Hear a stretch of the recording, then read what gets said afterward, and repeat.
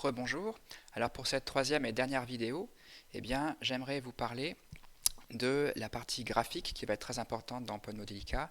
Et en fait, on va voir, il y a une vue en diagramme et une vue en icône. Donc pour cet exemple, ce qu'on va faire, c'est je vais reprendre mon modèle du premier ordre et je vais imaginer, ça va être un exemple un peu artificiel, que je vais pouvoir en comparer deux. En vrai, pour pouvoir en comparer deux, je pourrais toujours en simuler, je pourrais toujours comparer, j'aimerais comparer deux valeurs de taux. C'est un peu artificiel parce que je pourrais toujours simuler une première fois avec une valeur, simuler une deuxième fois avec une deuxième valeur, enregistrer les résultats, les exporter et les réafficher a posteriori. Et c'est sans doute ça qu'a fait Michael Tiller quand on regarde sur sa page, quand il est capable de nous montrer deux simulations différentes du même modèle. C'est un post-traitement. Là, ce qu'on va faire, c'est que je vais instancier deux fois ce modèle, et ça sera le même en l'occurrence, une fois avec une certaine valeur de taux et une fois avec une deuxième valeur de taux, dans un modèle englobant. Donc je dis que c'est un exemple un peu artificiel parce que ce qui va se passer le plus souvent, c'est que le modèle englobant, par exemple, ça serait un circuit électrique et que les sous-modèles, ça serait une résistance, un condensateur qu'on va connecter entre eux. Ici, les deux sous-modèles, ils vont être côte à côte et ils ne vont pas interagir entre eux, ils vont juste chacun donner leur propre simulation. Et donc ça va être l'occasion de voir comment est-ce qu'on instancie graphiquement un modèle, ici le sous-modèle, comment est-ce qu'on modifie graphiquement des paramètres, et puis dans la vue en icône, comment est-ce qu'on modifie l'affichage des sous-modèles. Et typiquement, par exemple, comment est-ce que dans OpenModelica, un condensateur apparaît sous forme d'un condensateur. Donc première étape, je vais créer le modèle englobant. Donc je crée un nouveau modèle et je vais l'appeler comparaison de premier ordre. C'est un nom un peu long. Voilà, on les appelle comme on veut, comparaison de premier ordre. Et tout de suite, le modèle apparaît, il n'est pas encore sauvegardé.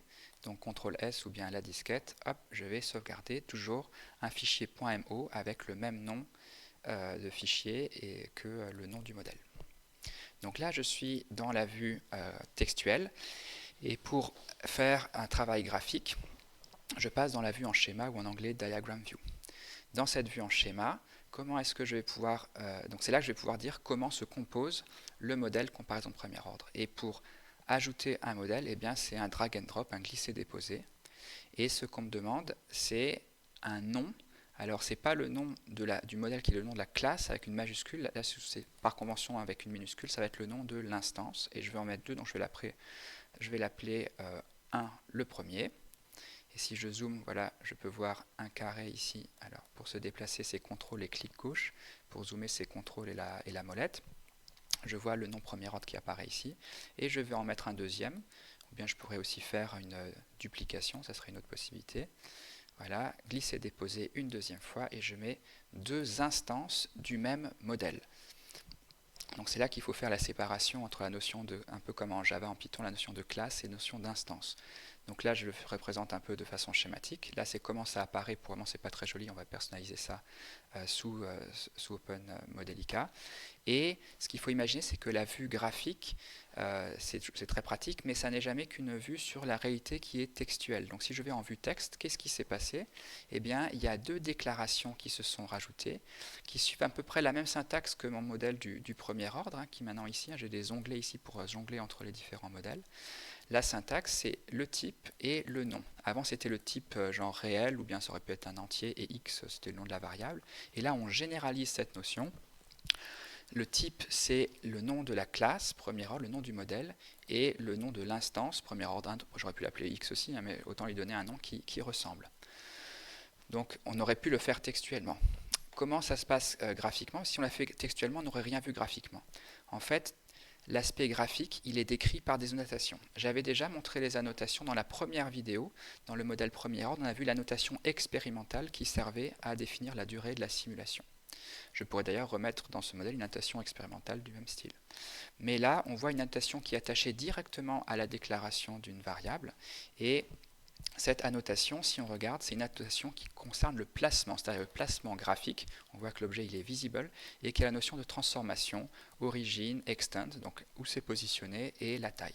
Pour comprendre ces chiffres, il faut imaginer que le schéma graphique ici de la vue en diagramme, eh bien c'est une vue qui est entre moins 100 et plus 100. Et comment est-ce qu'on le sait? C'est que si on fait clic droit propriété, on voit que le schéma va entre moins 100 et plus 100. C'est la valeur par défaut, on peut la changer. Donc c'est la zone blanche ici qu'on peut voir. Ça veut dire que si je prends le modèle ici, si je regarde premier ordre 1, il est placé moins 50, c'est plutôt à gauche, et 42 dans le cadran en haut. Si je le prends et que je le déplace à droite, eh ben, sa position, elle va plutôt passer vers plus 48, donc une position à droite, et 44, on est toujours vers le haut. Voilà. Donc évidemment, on pourrait aussi faire la modification. Je pourrais passer ici textuellement moins 44, ça va faire passer le modèle à droite et en bas, mais voilà, il a bougé, mais ça n'a pas trop d'intérêt. Donc voilà ce que je voulais vous montrer sur la vue en diagramme. Ça permet de combiner graphiquement des modèles. Qu'est-ce que ça donne sur la simulation? Si je lance la simulation, eh bien, il faut de nouveau attendre quelques instants. Et donc, pour le moment, il n'y a plus rien dans le navigateur de variables. J'avais nettoyé la précédente simulation, j'avais fermé OpenModelica. Et donc, voilà, il faut de nouveau attendre quelques secondes. Ce qui va se passer, c'est que maintenant la vue de navigateur variable va devenir arborescente. Et ça, c'est typique des modèles Modelica. C'est qu'on a la vue globale, c'est qu'est-ce qu'il y a dans mon modèle comparaison. Dans mon modèle comparaison, je n'ai pas de variable, j'ai juste deux instances de modèle de type premier ordre. Et c'est en déroulant l'arbre que je peux voir la variable x du premier modèle, la variable x de l'autre modèle. En l'occurrence, c'est la même. Et donc, c'est superposé. Mais si je change une valeur, si je passe l'un à 1 seconde et l'autre reste à 0,5 secondes, eh bien, je peux relancer la simulation. C'est plus rapide parce qu'il n'y a pas de recompilation. Et là, on voit la divergence entre les deux modèles. Accessoirement, quand on a plusieurs variables, on peut cliquer pour les masquer temporairement. Ça peut toujours servir plutôt que de les décocher. Donc, si je reviens à ma vue ici graphique, donc là, je vous ai montré comment changer en mode tracé les valeurs des paramètres, mais ça reste temporaire. Si je veux les changer de façon permanente, eh bien c'est dans mon modèle de comparaison que je vais dire, le premier modèle, je veux changer ses paramètres. Je vous le montre graphiquement et ensuite textuellement. Donc graphiquement, je double-clique et ça fait popper la fenêtre de paramètres du modèle, de l'instance. Et on voit s'afficher en gris la valeur par défaut. La valeur par défaut, c'est celle qui est hard-codée, qui est codée en dur dans le modèle qu'on a instancié. Donc là, je reviens dans le modèle de comparaison et je peux venir dire, ben oui, j'aimerais que le premier modèle, ce soit 1, alors que j'aimerais que le deuxième modèle, ce soit 0,1, donc 10 fois plus rapide. Ce qu'il faut souligner aussi, c'est que cette fenêtre, je n'ai jamais codé le fait que je voulais une fenêtre pour modifier les paramètres. Ça se fait automatiquement par OMEdit, et ce qui est très pratique, c'est que ça affiche la chaîne descriptive et ça affiche l'unité, et si je voulais, je pourrais même bénéficier d'une entrée en millisecondes. Voilà, 1000 millisecondes, alors la conversion n'est pas exacte, mais voilà, je vais rester ici sur des secondes. Et ça, pourquoi c'est aussi riche l'affichage? C'est parce qu'on a fait l'effort dans le premier modèle de donner une chaîne descriptive et une unité. Alors ça, c'est la version graphique. Et qu'est-ce que ça donne textuellement? Eh bien, si je regarde dans le texte, on voit que le premier ordre, l'instance, entre parenthèses, on a les paramètres qui s'ajoutent. C'est un peu similaire à quand on a une variable réelle, on peut définir son unité. Donc finalement, les paramètres qui s'affichent ici, c'est les paramètres qui appartiennent à la classe, au type de modèle premier ordre. Je peux émettre taux ici parce que dans premier ordre, j'ai déclaré taux. Par contre, je ne pourrais pas modifier x parce que x, c'est une variable. Donc là, on peut vérifier. Si je lance maintenant la simulation, ça va de nouveau prendre un petit peu de temps.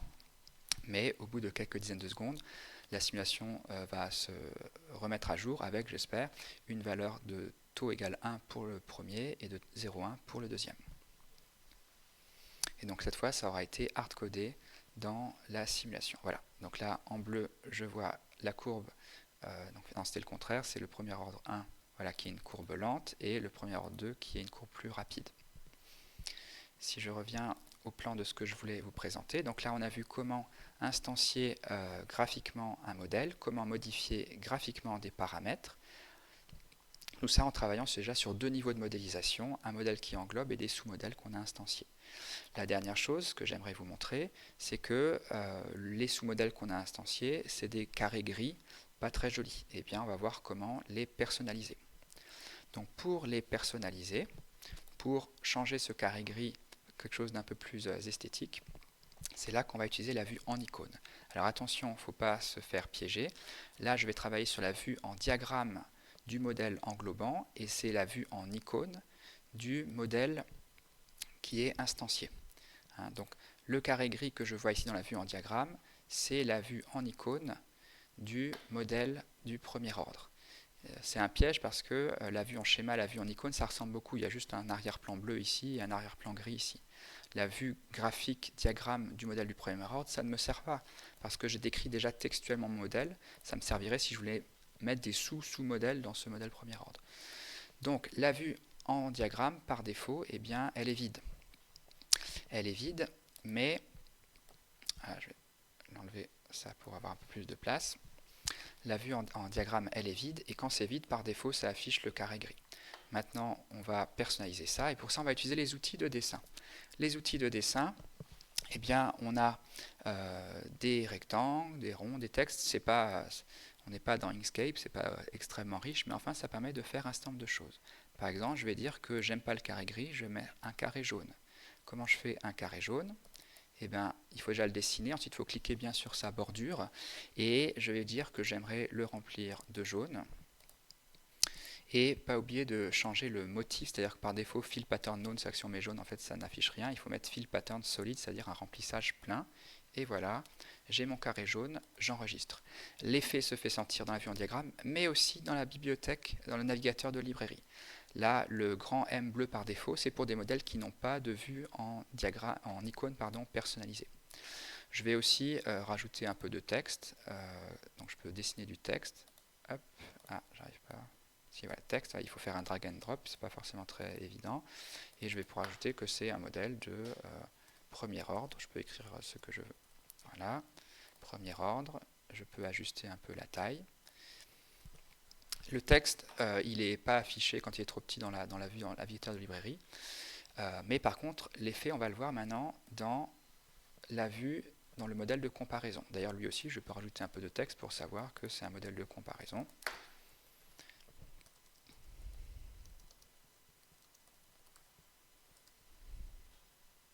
Hop. Donc la notation graphique dans la vue en diagramme, c'est un peu complémentaire de ce qu'on peut mettre ici dans la description des modèles, où on pourrait mettre la même chose. Comparaison de premier ordre. Ça s'adresse un peu différemment. Ici, la chaîne de comparaison, elle va s'afficher par exemple quand on vient mettre la souris au-dessus dans la bibliothèque dans le navigateur librairie. On peut voir ici la chaîne de descriptif qui est ici. Et par contre, quand on l'a vu en diagramme, c'est aussi pratique d'avoir une petit affichage. Donc là, le jaune, il s'est affiché. Ce qui est un peu embêtant, c'est que j'ai fait un premier ordre numéro 1, premier ordre numéro 2, et ça s'affiche dans le petit tooltip. On a le nom de la classe et le nom de l'instance. Mais à part ça, ça ne se voit plus, alors qu'avant, ça se voyait. Et comment le faire? Le problème, c'est que quand on est en train d'éditer le modèle, la classe du modèle, on ne peut pas connaître le nom de l'instance puisque le nom de l'instance a été défini dans l'autre. Et pour ça, il y a quelque chose de malin qui a été fait dans la syntaxe de Modelica, c'est que je peux mettre du texte et au lieu de mettre un nom fixé que je ne connais pas, je vais mettre un mot-clé avec un %, et ce mot-clé, ça va être name. Si j'écris %name ici, quand je crée la classe, ça affiche bien %name, mais quand c'est instancié, alors il faut un peu zoomer parce que sinon il y a 3 petits points, on voit que ça se fait remplacer par le nom de l'instance. Et cette idée de pourcentage, eh bien, on peut utiliser aussi pour tous les paramètres du modèle. Donc à partir du moment où le modèle du premier ordre, il contient un paramètre taux, eh bien, voilà, je suis dans la vue en diagramme, je peux mettre une annotation textuelle ou pour dire, voilà, je peux dire que taux, donc ça va écrire taux, égal, ça va marquer égal, mais pourcentage taux, ça va être remplacé par la valeur de taux. Je mets bien ça en page, ouf, voilà. Et quand je passe ici maintenant dans la vue du modèle englobant, je vois une personnalisation de l'apparence du modèle, la constante de temps remplacée par sa valeur, celle qu'on a changée ici. Si je mets 0,2 secondes, alors là, petit bug d'affichage, ça n'a pas été mis à jour. Voilà, on est sur un petit bug d'OpenModelica, mais normalement ça devrait être mis à jour. Donc voilà, ça conclut ce que je voulais vous dire sur la vue en diagramme et la vue en icône de OpenModelica. Et donc, ça va clôturer cette série de 3 vidéos sur la prise en main de OpenModelica.